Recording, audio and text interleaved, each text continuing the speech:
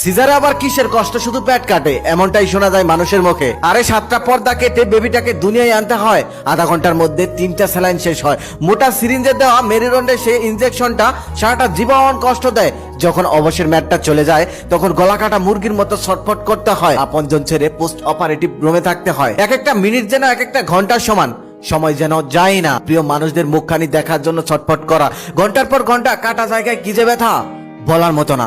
তার সাথে খিচুনি, নিথর দেহে থরথর কাঁপুনি, হাতে ক্যানোলায় স্যালাইন তো চলছেই, অন্যদিকে গলা শুকিয়ে কাটকাট, অথচ এক ফোঁটা পানিও দেওয়া হয় না, কারণ 24 ঘন্টার আগে নিয়মে নেই। পৃথিবীর সব থেকে বড় ভয় কি জানেন?